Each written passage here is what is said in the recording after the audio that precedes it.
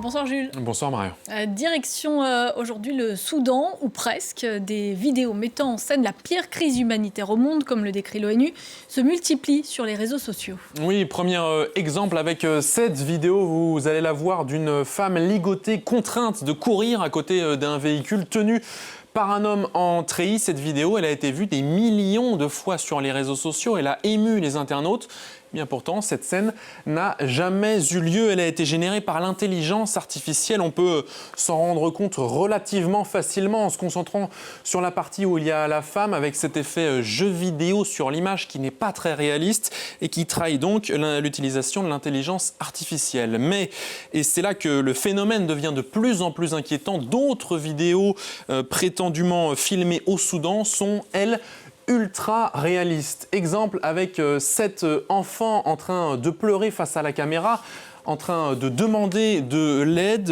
Il faut être vraiment très attentif pour déceler les quelques imperfections sur l'image. Il faut se concentrer sur les mouches qui sont sur son visage, où certaines parties des corps des mouches disparaissent puis réapparaissent, ce qui permet de comprendre que la vidéo n'est pas authentique. Mais on va aller encore plus loin. Troisième exemple avec cette vidéo qui, elle, ne présente aucun défaut a priori sur l'image. On voit une femme âgée qui s'adresse une nouvelle fois à la caméra et qui tient un enfant dans les bras. Le seul moyen de se rendre compte que c'est une vidéo générée par l'intelligence artificielle, vous le voyez, c'est de s'intéresser au sigle sur l'image Sora.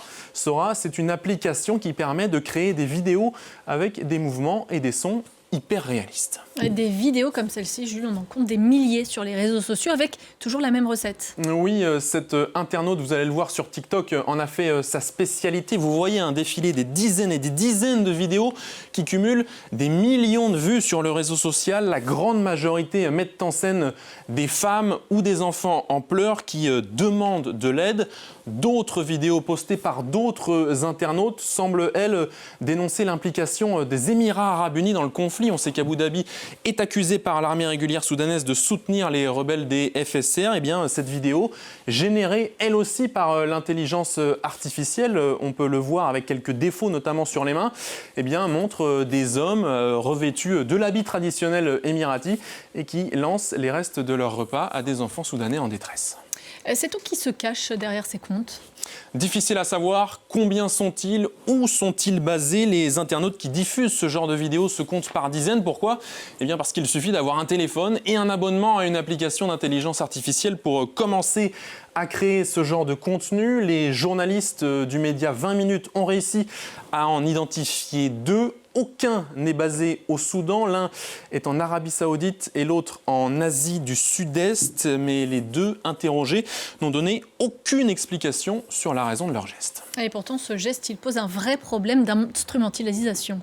Oui, parce que quand on voit l'ampleur du phénomène, on pourrait se dire à première vue que ça met la lumière sur un conflit trop longtemps passé sous silence, que les spectateurs qui tombent sur ce genre de vidéos peuvent ensuite s'intéresser davantage au conflit, mais la réelle conséquence de ces pratiques, c'est l'invisibilisation des vraies victimes. Il existe déjà malheureusement suffisamment de témoignages comme celui-ci de personnes qui ont réussi à fuir les massacres ou qui évoquent les exactions qu'elles ont subies sans qu'il soit nécessaire de diffuser de fausses informations, d'autant plus que ces vidéos, pour paraître encore plus réalistes, elles copient, elles réutilisent les hashtags, les référencements utilisés par les journalistes, ce qui a pour effet de noyer les vraies victimes dans un océan de faux témoignages. Il y a aussi peut-être des motivations politiques, on l'a vu dans la vidéo qui met en scène un prétendu émirati au Soudan. Ce qu'il faut comprendre surtout, c'est que ces vidéos génèrent énormément de vues, 1,6 million, 2,9 millions,